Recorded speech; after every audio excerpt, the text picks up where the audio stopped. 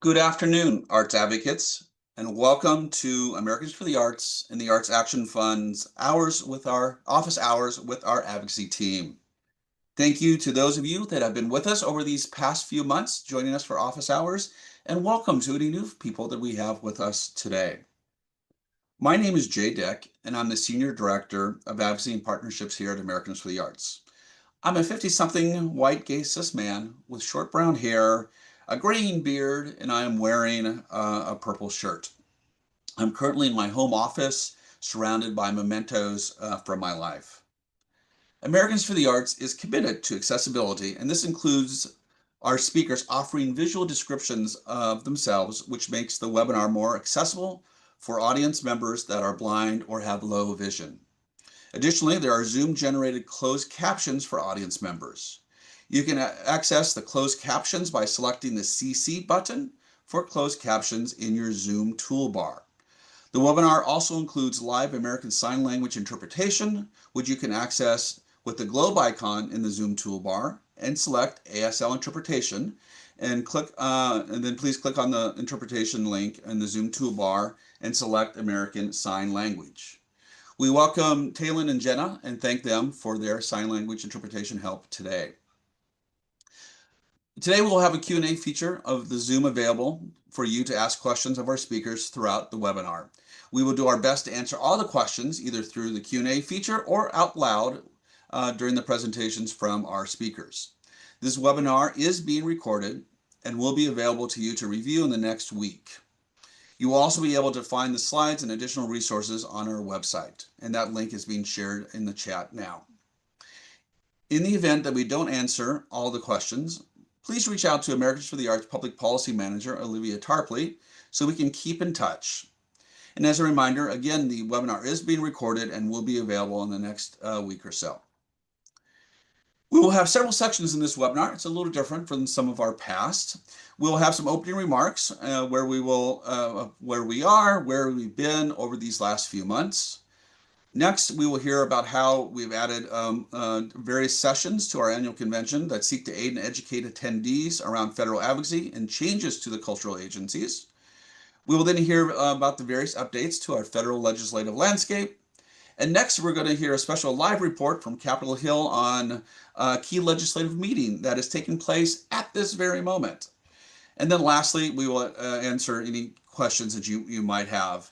But for each section, we also invite you to type your questions into the Q&A box. Again, some of our speakers that we will have today. Again, I am Jay Dick. I'm your moderator today. Olivia Tarpley is our Public Policy Manager. Tushar Swain will be joining us live from Capitol Hill.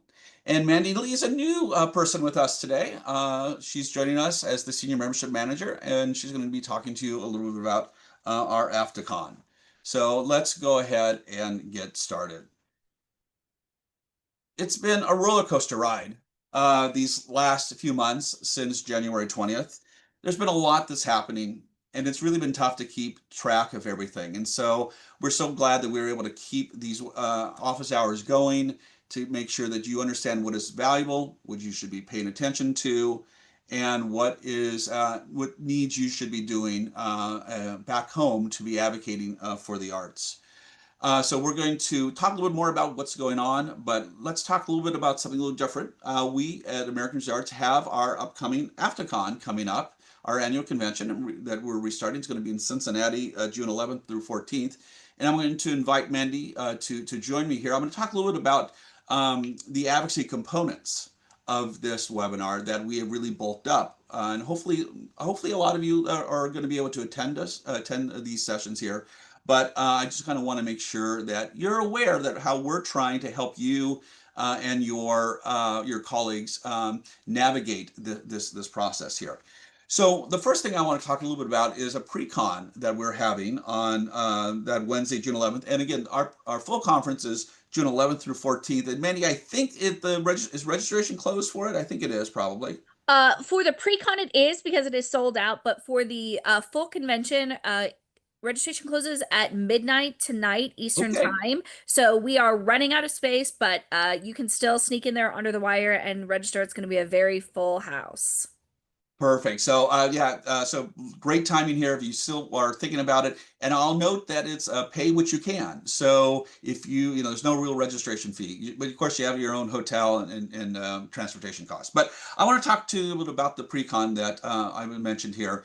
It's called the Assembly on Arts and Culture Policy. And what we're trying to do, we've been so, especially in the last 4 months, been really reactive to what is going on. And that's just part of the nature of what has been going on the federal level. But one of the things that we at Americans for the Arts want to do is we try to become more proactive in the various policies that are out there. And so the idea behind this arts and culture policy pre-con is to look at what policies currently exist, not just at the federal level, but at the states and the local level that affect the arts. What are those policies that we should be incorporating at the federal level, or other states should be incorporating there, that are doing really great things that maybe have not made it to the national zeitgeist yet. And so we have 5 different areas. And again, as Mandy said, we actually are sold out. So I'm very happy that our pre-con is sold out for this. But we're going to have 5 major issue areas that we're going to ask the attendees to discuss, to bring back any cool policies that they know of, or areas where the policies don't exist, that there should be some form of an arts policy to help advance whatever those issues happen to be. And so we're going to have arts educational policies. Of course, that's one of our basic tools that are out there that affects us at the federal, state, and local level. And this can become even more important if President Trump's Department of Education is scaled back or eliminated. We have creativity and innovation. Again, a very broad area, but how policies at the state and local levels can influence what's going on for local communities and local artists to be more creative and innovative. We have an area around social cohesion. Again, how does the arts bring people together, and maybe what policies exist out there around that. We of course have our jobs in the economy. That's always one of our bread and butters. How we talk about the value that the arts bring to the community, whether you're at the local or the state level. And then we have another thing, another last category is called livable communities. So again, this is how does arts policies make where one wants to live, more enjoyable. So they want to, again, to continue to live there, work there, and play there. So and then we'll also have another area where just open conversation. But the idea is to do these type of conversations every 2 years, and we're always looking 3 to 5 years out. So not what we're looking at right now, but looking at 3, 5 years. Where should we be going? How can we be more proactive? And so, if you can't attend this session, I understand that. But if you have ideas, please email advocacy@artsusa.org. We'd love to hear what your thoughts. Or if you have a great local policy on one of these areas that you think we should be looking at to replicate across the country or at the federal level, this is where we want to hear from you to be able to understand what is working, what is not working. And so we're really excited about that. This is the first time we've really done this. And again, I hope to do this every couple years and make it a little bit more formal. But Mandy was very kind enough to let me do it as a pre-con for this session. And I think people, again, are showing that they have an interest in this. Because again, we're the only pre-con that is sold out right now. So I'm very happy about that. So I want to turn it over to Mandy to talk a little bit about how we've expanded AFTACON this year in Cincinnati to be more incorporative of advocacy of what's going on in the political landscapes, whether it be at the federal, at the state or local level, because actually there are elections that are going to happen this year too at the state and local level. So Mandy, if you'd like to, tell us a little bit about how we have changed AFTACON to be more useful to our members around the advocacy world that's out there. Absolutely. Hi, everyone. My name is Mandy Lee. I'm the Senior Membership Manager here at Americans for the Arts. I am a white millennial woman sitting here in front of my gray couch. I have dark brown wavy hair and dark brown eyes. And I am so excited to be telling you about AFTACON. We have been planning this for a long time, and I can't believe it's only 2 weeks away now. As you can imagine, we did a lot of planning and had a lot of programming planned before January 20th. And then based on everything that's been going on at the federal level and the urgency that has been created, we've created some new programming. So we initially had 5 pathways for programming.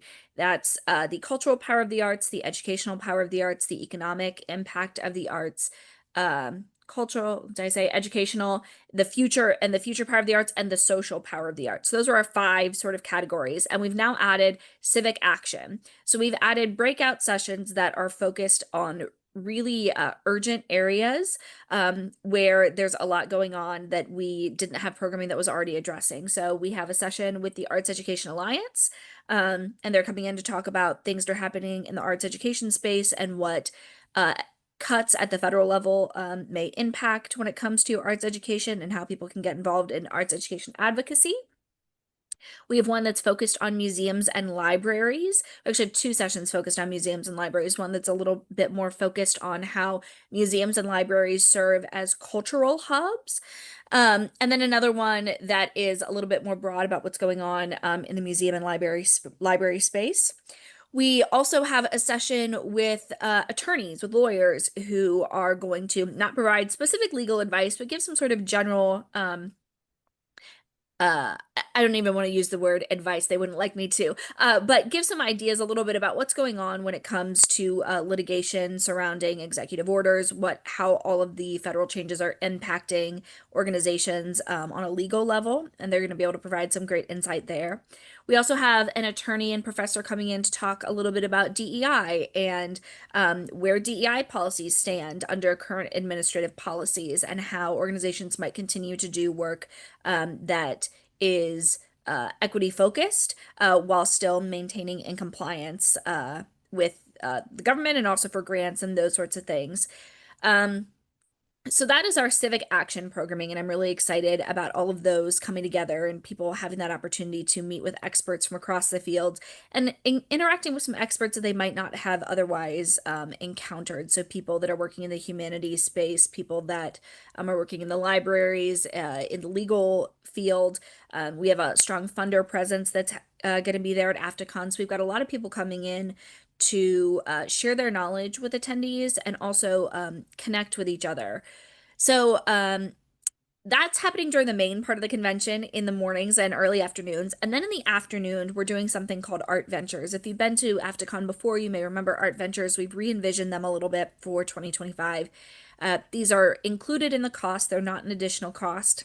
You can also register for $0, as Jay alluded to earlier. But these art ventures, some of them are bus tours, some are walking tours, but they are out into the community to experience arts and culture throughout Cincinnati. But we've also added some that are, again, addressing this current moment. So we have grassroots to grass tops advocacy clinics.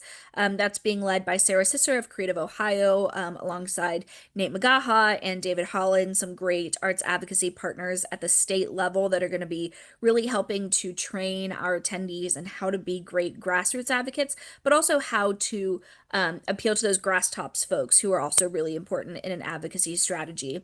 We also have some stuff that's focused a little more on health and wellness. We have a restorative sound bath option.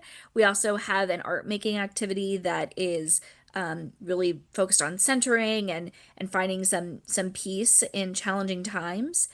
And then on top of all of that, we have this huge party that we are throwing that will be on the opening night of the convention. It is going to be headlined by Ben Folds. Drew Lachey is our MC. We have a bunch of local acts performing. We have a fashion show from a Project Runway designer. So I'm really looking at AFTACON as an opportunity to both dig in really deep into issues, but also to celebrate the work that is being done across the country in arts and culture and humanities, and to celebrate each other and to make some new friends. I think in this time, making new friends and having that knowledge that someone across the country is experiencing similar things that you are and maybe able to provide some assistance to you and vice versa is really important in this time. So if you have not registered and you have the availability June 11th through 14th, we would love to see you in Cincinnati. Thank you, Benny. I have a couple comments and a couple questions for you. Sure. So, one, Ben Folds, wonderful performer, just to begin with.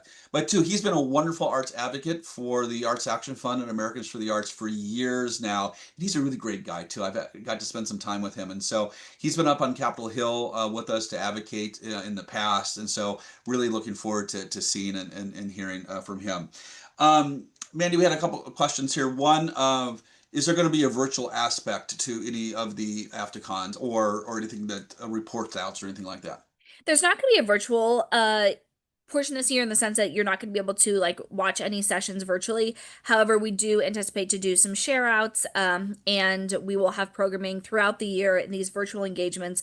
We have this office hours series. We also have another series that's produced by the programming programs team. If you go to, and Olivia can probably put it in the chat, we have a website that's the Virtual Engagement Hub, and you can see all of our monthly virtual programs. And we will include some share outs, and also some programs that we weren't able to include for AFTCON. We are turning into virtual programs that we'll offer throughout the year. So stay tuned to that. And I hope to be able to, from our policy pre-con, to put out some different statements like here's some different policies, and part of that, and we actually have a question as a screenwriter, how would attending help me? This kind of goes into learning from your peers and colleagues that are out there. And so, for example, a screenwriter, you might be a gig employee, that you are not hired for one specific person. So learning from other people about what policies are out there that affect gig employees and maybe how you should be working to affect them. So there's lots of different reasons why you should attend, meet new individuals from across the country. Plus, it's going to be fun. But that's the only thing that we also want to mention there. Mandy, we noticed that it is a zero registration fee, and we changed that. So, what was the purpose of changing that to a zero fee? Yeah, so we realized that based on the cuts that are happening at the federal level, especially when you look at canceled NEA grants, canceled NEA grants, there are lots of organizations and people across the country who were really struggling to be able to pay a registration fee at this time. And we were fortunate enough to have our board sign on and say, hey, at this time, we think it's really important that we sort of open up our pocketbooks. And we know that this is going to be a large expense for the organization. Everyone that comes costs, several $100s just in food. But that's an important thing for us to do right now to make sure that we are bringing as much of the community together at this time as possible. We may not be able to offer completely free registrations for conventions in the future, but we know in this moment, with some unprecedented challenges that are happening to funding, that it was important to do everything we can to make sure as many people as possible are able to join us. And I'll also point out what other areas we have a tabletop, I think, sessions on Saturday morning, which Yeah. is a great way to meet people around different topic issue areas too. So again, we're really trying to give opportunities and space for people to come together to learn and to make some new friends that are out there. So Mandy, we have another question. Someone who I think is trying to make the most out of their AFTCON experience here. Per the schedule, I noticed that each session is 75 minutes. If you're interested in attending multiple sessions that day, do you suggest we do interval times like 25 minutes per session, or should we stay put? I would recommend staying put just because our presenters have been working on planning these for a long time. And I think that you'll probably get the most out of a session if you're there from the very beginning. I will say something that is cool that we're using. We're using the Whova app. If you've ever been to a convention that used the Whova app before, they can be really helpful. And that will have an opportunity for presenters to upload their presentations to the app. So I would recommend if there are ones that you were interested in, but one out, you decided, oh, I really need to go to this library session, but there was one on immigration policy that I missed. Check on the Whova app and see if the presenter for that other session uploaded their slide deck, because you might still be able to get a lot of the information even if you weren't sitting through their presentation. And one of the things that I always do is I try to divide and conquer. So if I'm going with a colleague or a friend, or I know a friend that's going to be there, ask them where they're going, and maybe you can share your notes if you can go to different sessions. But that's always one of the hardest things about going to a convention is there's multiple sessions that you want to attend at the same time, and it gets really tough to try to get everything there. But it's part of the game, to do stuff there. Mandy, any other closing comments again? Again, we just wanted folks to know that all the stuff that we're trying to do to pivot to make sure that advocacy and civic engagement is part of the center core of AFTCON. But anything else that you'd like to bring up? Just that we're so excited for everyone to come. And if you are attending, I do highly encourage you to. We're going to be doing a couple different forms of evaluation. We're going to be doing some really experiential stuff that's going to be happening at your tables. You're sitting there for lunch. But there's also going to be things like surveys in the app. And that's a great opportunity for you to share with us what worked, what didn't work, and what do you want to see at our convention for next year. So on Saturday of the convention, we will be announcing our location for 2026. We're really excited about it. I just got off a call with their visitors bureau, and that's going to be an incredible opportunity too. And this is the opportunity to help shape that convention. So if you have feedback after this convention, please send it our way so that we can use that in shaping 2026. And look forward to seeing many of you there. So I have a quick question, man. You might have a question. This did Morgan or did Edgar Smith send out an email today? I don't know. I did not see one. Okay, so we had a question here. Did anyone else receive an email this morning with a subject line "Americans for the Arts" from a person listed as Edgar Smith? Edgar is the chair of our board for everyone's purposes, and so this person's wondering if there was some sort of a data breach. So I don't know anything about that. Maybe you can ask. Yeah, I'll ask comms about that. But chances are it would probably come from government affairs, or not government affairs, from AFTCON or membership or something along those lines. Yeah, I'd be surprised if that came from Edgar. So I will look into that. I would treat that with caution at this particular point. And even just yeah, I would be a little wary of that. But thank you for mentioning that, Mandy. Thanks so much for being part of it. I know you're incredibly busy. We're a couple weeks out, so we appreciate your time here. Of course. Thank you. I'll see you soon. Bye bye. So let's switch over to back to our regular programming. But I thought it was important to let everyone know what is going on in AFTCON, and for those who can join us to be part of some of these events around civic engagement and advocacy. So I want to invite Olivia Tarpley to join me, and we're going to give you a little bit of a legislative update. What has been going on here in DC? It's not been as crazy as some of these 2-week timeframes have been going on. But I also want to just, I'm going to start out and then Olivia's going to get into some of the details with some of these things. But yeah, luckily things are slowing down here in DC. Knock on wood, I probably just jinxed us with all that. But Doge, a lot of their work is ending like today. I think a lot of them, you were only able to get temporary security clearances and they expire on May 30th, I think today. Maybe it's tomorrow, but today or tomorrow with that. Elon Musk has said that he is out, that he is going to withdraw from federal government work there. Maybe part of that is the Tesla board of director. Not the board, the Tesla. Some of the big investors are saying, "Hey, you are supposed to be the CEO. Why don't you spend some time, with the organization out here?" So we'll see what happens. I do also believe in mid-July, the interim Doge committee on the House side is going to loses its authority. They can always extend it. That's out there. So we are seeing things that are slowing down with this. But as I've talked about, there's two paths that we at Americans for the Arts and the Arts Action Fund are working at. There is all the current stuff with Doge, the various lawsuits that are happening that's out there, and we're going to get into some of those. But then there's also the current fiscal year budget that we're looking at for fiscal year 2026 that does start on October 1st. And how it's important that we continue to be involved with that. As you will recall, the president did give out his preliminary budget where he did zero out funding for the NEA and NEH and IMLS. That was not a big surprise. He's done that in the past. So I want to just give you a top line, and Olivia's going to go into some details about what we're doing real specifically to make sure that that the NEA does get funded in this upcoming fiscal year. And again, this is why it's so important, because we have lawsuits going on about impoundment and whatever continuing, but if Congress doesn't appropriate money for the NEA for this next year, now we're in real trouble. Now, I don't think that that's going to happen. I think Congress is going to appropriate money. I really, really do with that. But we have to be proactive about that. And that's where we need your help. So this is also where you come in. So right now, as you might know, the National Endowment for the Arts and National Endowment for Humanities is funded through the Interior Appropriations Bill on Congress. So you have the House Interior Appropriations Committee and the Senate Interior Appropriations Committee. They go through, they edit it. That's called a markup. And then it goes up to the full committee. They normally just pass it, maybe a few amendments. Then it goes to the floor. They, fewer amendments. They pass it. It switches over sides. they do the same things, and they have to come back in a conference committee. Then it goes to president. So for those of you that remember how Schoolhouse Rock, I just told you how a bill became a law, but not in 2.5 minutes, but in 20 seconds there. But so right now, coming up on June 23rd, we have a very big deadline that's happening, a great opportunity. So that's when the House Interior Appropriations Subcommittee is meeting to mark up or edit the current bill that has zero in it.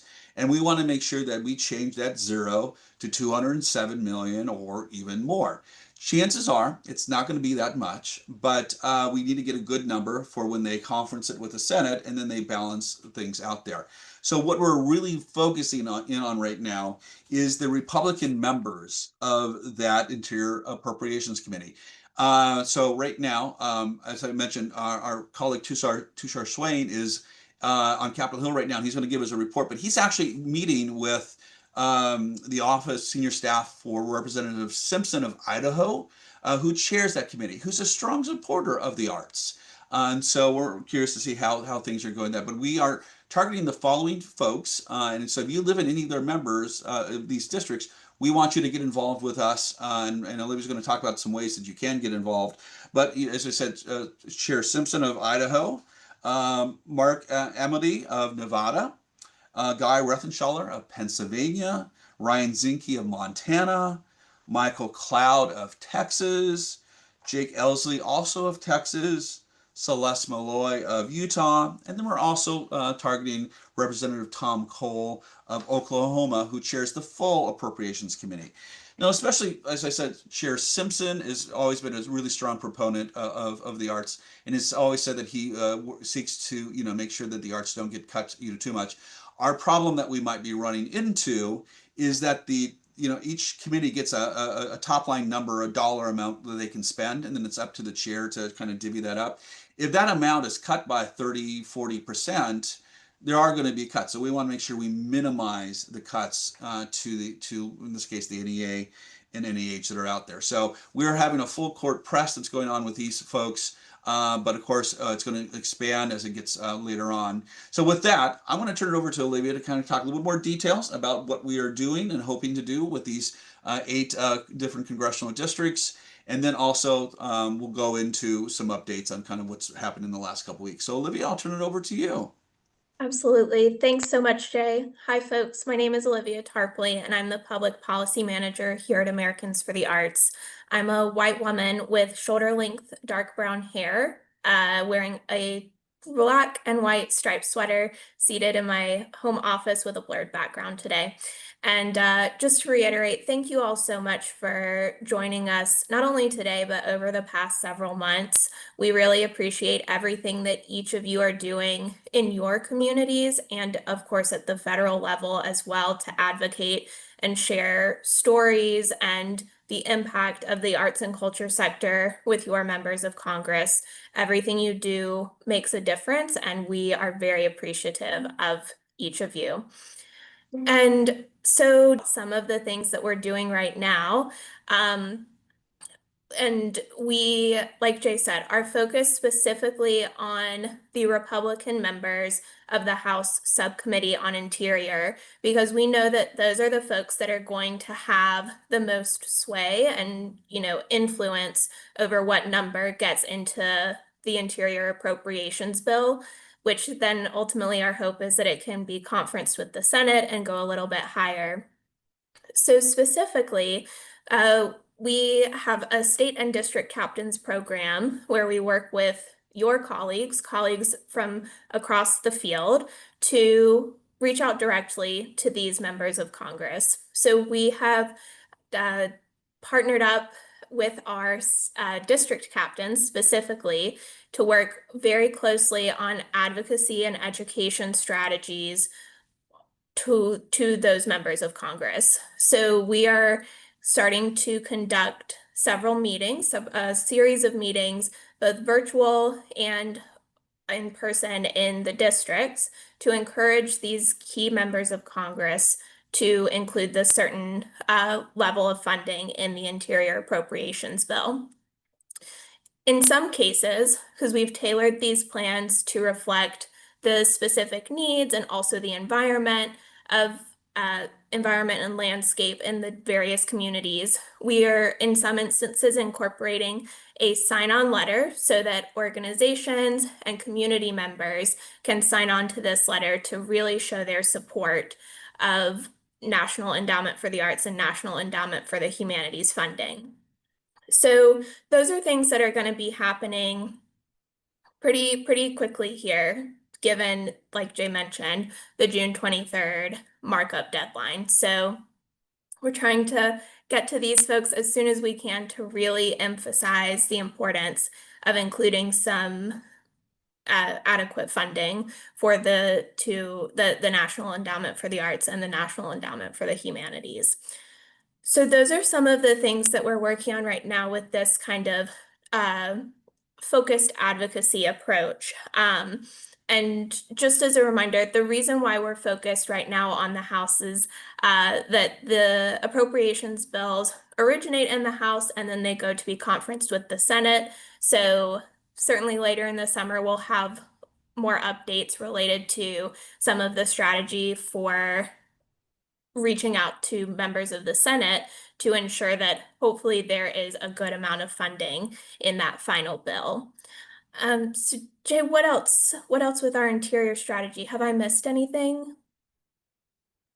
No, I think that you've covered it quite nicely here. And so, yeah, I think, again, the general concept is we're working very, specifically on the members of Congress that really, we love all members of Congress, maybe not, but most all members of Congress we love. Some are just really more important right now, and this is what we're looking at. So, yeah, we hope to keep things going with that.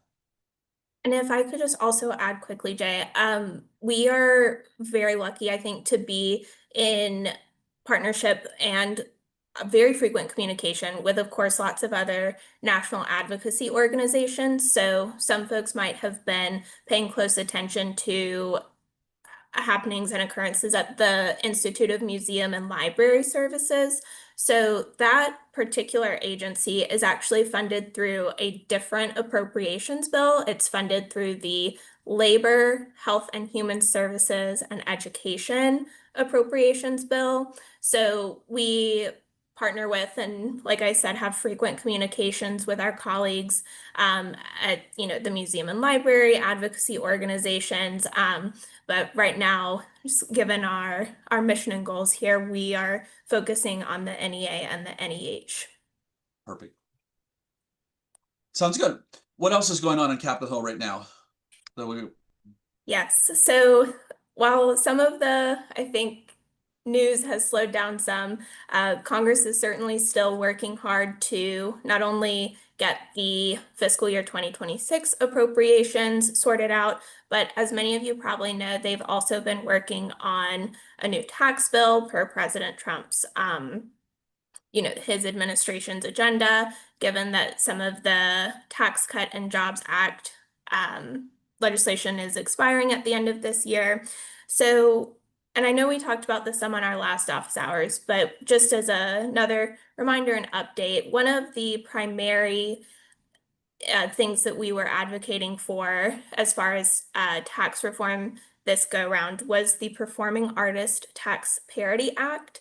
And so our goal, along with a coalition of folks that were working on this legislation, was to really bring this legislation kind of up to date. So the Performing Artist Tax Parity Act was originally introduced actually during President Reagan's administration, so back in the 80s, and it had, it was an opportunity for artists to take deductions for the initial expenses that they would incur related to, forming related to their craft. So like headshots, materials, and all sorts of things that performing artists have to pay for before they even get and land a gig. And originally, or currently rather, I should say, the Performing Artist Tax Parity Act allows for artists that are making less than $16,000 to take this deduction. So our Senate champions, Senators Mark Warner from Virginia and Senator Tom Tillis from North Carolina have been championing really what they see as common sense, just an update to this legislation so that they can we can really bring this into the current day and make sure that our artists are able to deduct those expenses. So unfortunately, that wasn't included in the House bill that recently was approved and passed. So we, as far as this one particular piece of legislation goes, are turning our attention to the Senate to try to ensure that the Performing Arts Tax Parity Act is included in that final tax reform bill. Just one other quick update from the Hill is that our Arts Caucus co-chair champions, that's Representative Mike Turner from Ohio and Representative Shelley Pingree from Maine, have been circulating a Dear Colleague, which is an opportunity for members of the House to show their support and emphasize the importance of different things. So they do Dear Colleagues on a number of different issues. Right now, though, our two champions have been circulating a Dear Colleague asking for the reversal of the NEA grant cancellations. So if you all have your House member is supportive of the arts and you would like to encourage them to sign on to this Dear Colleague, please feel free to reach out to me personally. I would love to get you connected with the staffer or provide language if that's helpful so that you can reach out and encourage your member of Congress to sign on and urge the reversal of those NEA grant cancellations. So thank you, Olivia. We're going to come back and I think we're going to finish things up. We have some questions here, but I want to invite some special guests to join us here. So we have Jennifer Stevens, who's with the city of Boise, Idaho, and runs their Arts and Culture Commission there. And she is on Capitol Hill. She was just meeting with her member of Congress, Representative Simpson of Idaho, who's, if everyone was paying attention, is chair of the House Appropriations Interior Subcommittee. With Jennifer along with Tushar. Yep, there she is there. She's hopping on an airplane soon, but they met with the senior staff there. So welcome, Jennifer. Welcome, Tushar. And just wanted to let you guys have an opportunity to talk about what's going on. We've told our folks here on the webinar about our strategy of targeting the Interior Appropriations Committee, especially the Republicans on that side. Jennifer, you're part of this process of making sure Representative Simpson knows what's going on, why it's valuable. What happened? I'll just turn it over to you guys. Sure. I'll go ahead and get started. We had a really good meeting with Riley, who is the senior staff member for Congressman Simpson. And you'll have to pardon the noise. I'm on Capitol Hill and there are a lot of cars going by. I'm waiting for my Uber. So, but it was a great meeting. I think the thing that I took away from it there were two things. First was the fact that he assured me that Congressman Simpson has an end game. And I think that regardless of what the number is for interior appropriations, regardless of what the number is that comes down to him, that he's got end game and he's got. Tushar, I'm going to turn it over to you for a second while I hop across the street to get my pen. Yes, can you all hear me okay? Yeah, so first of all, Jennifer is just a testament to just great advocacy here on the Hill. Just, the fact that, that Representative Simpson has a constituent coming in.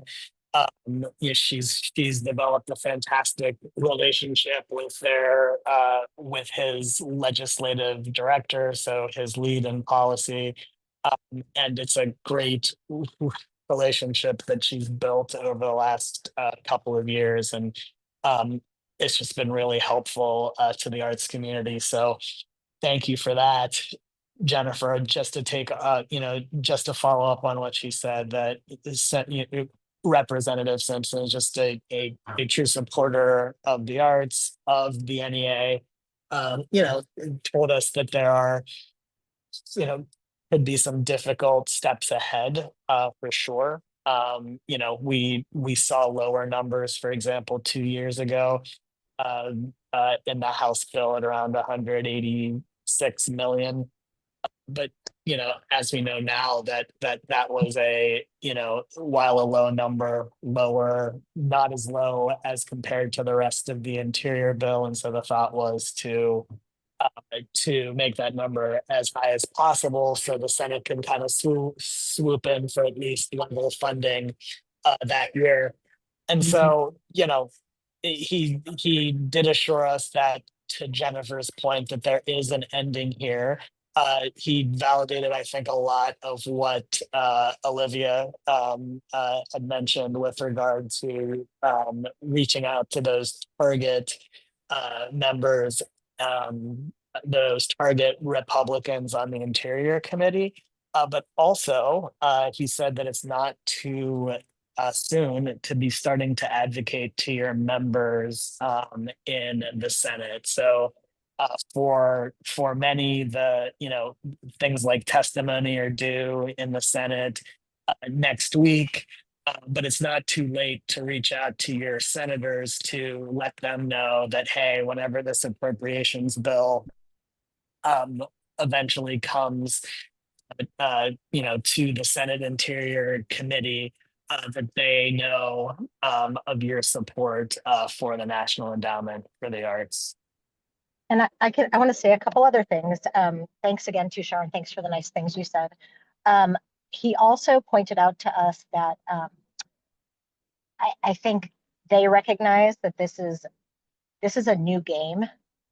So even though he has a strategy and he's trying to figure out exactly how to go about things, it's a new world, and there's a lot of new members of Congress, particularly in the House, that are different than when the first Trump administration was in power. So there's a lot of differences. He did, I don't want to say assure us, but it sounds like he, meaning the congressman, is intent on making sure that the NEH and the NEA are equally funded. So it doesn't sound like the way that things went down over the last couple of months with regard to cutting those or draining those two agencies, that's not necessarily going to be mirrored in his strategy moving forward with the actual budget. And then the last thing I think is important is that there's no intent to have a hearing.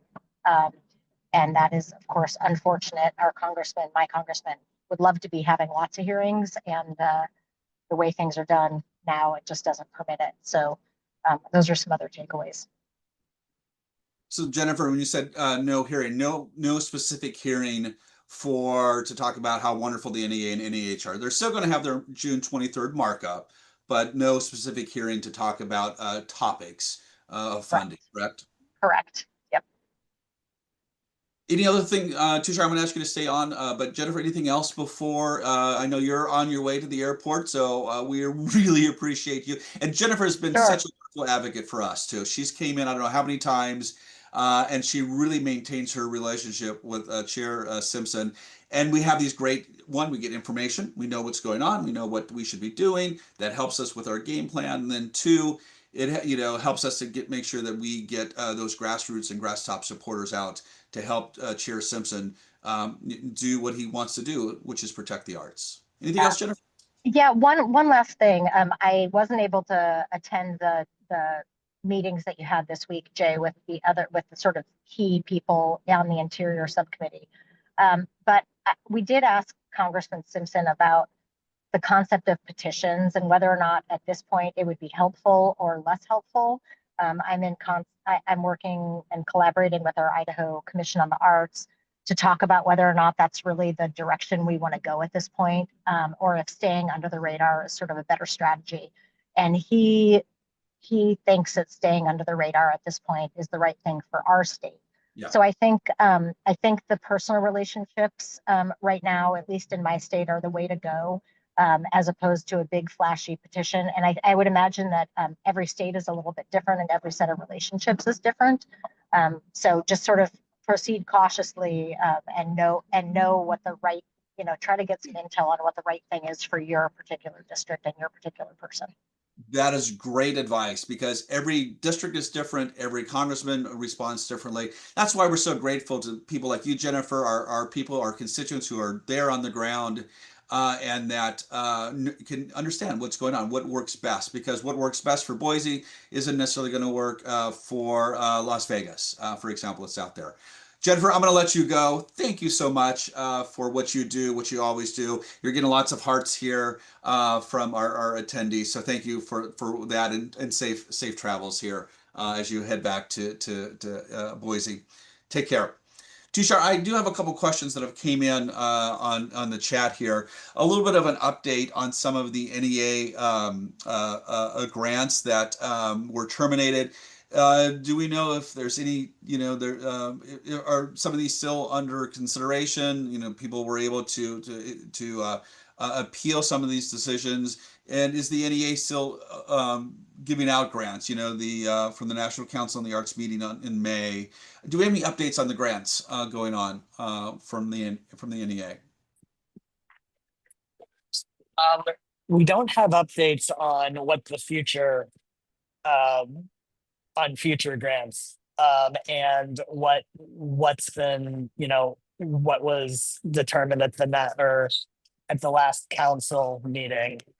We do know, and you all might have touched on this, that right, May 2nd was the first date that grants were either canceled or rescinded. And then subsequently, closer to mid-May, there was another set of grants, maybe upwards of 275 that were either rescinded or canceled as well. And then those had an additional 7-day appeals process period as well. We haven't heard what is to become of those. We know, for example, that some local arts agencies were canceled, even though most of those were supposed to be protected. Some of them were canceled because they were in the in the purview of the NEA, maybe clearly within or clearly in violation of the president's executive orders on either DEIA or transgender ideology. But then there are some that, for example, may, by just looking at their name, they might not have had it wasn't obvious to the NEA that they were actually local arts agencies. So potentially and possibly they could, their appeal might go in the positive direction, but we're still waiting to see on that. Perfect. Thank you, Tushar. We also had one other question. That the president is trying to get around impoundment, especially around PBS, Corporation for Public Broadcasting, that's out there. Has he submitted his bill yet to Congress? I don't think he has. He's been saying he's going to. No, to our knowledge, he has not. One of the things that they were trying to clear was the reconciliation package. And then at that point, it was unclear whether they just wanted to clear it from the House or the Senate. But the reason why they want to clear as much as they can from members' plates, particularly on the floor, is that when a rescission package is sent to is sent to Congress, you have 45 days to act on that. And then if you don't act on it, or if Congress doesn't act on it, then nothing happens, no action can be taken. So they want to ensure that, some of these larger, ticket items are off the floor or off, committees as well, so they can act on it. But to our knowledge, at this point, that has not been sent to them. One last question before we start to close out this little area here. Someone writes, we applied for fiscal year 25 funding and received an offer letter in November. We have not received a termination or a rescission letter. And we've been told by NEA staff that ours is still under review. Do you have any insight on this situation? If it's still under review, I would contact your grants person at the NEA to see if you can get any more information.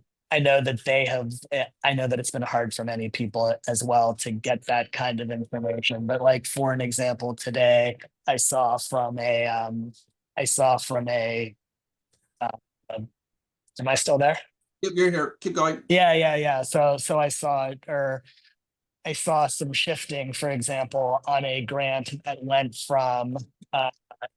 from, you know, the whatever bucket was in, I can't remember. I think arts and community shifted over to local arts agency bucket. So it looks like that they are reviewing and that they're trying to potentially, I saw that as maybe trying to potentially move some of these grants under those 11 presidential priorities that that the NEA listed in their grants cancellations letter, and then moving some out, unfortunately, as well. So it sounds like that they're still doing that work for current applications.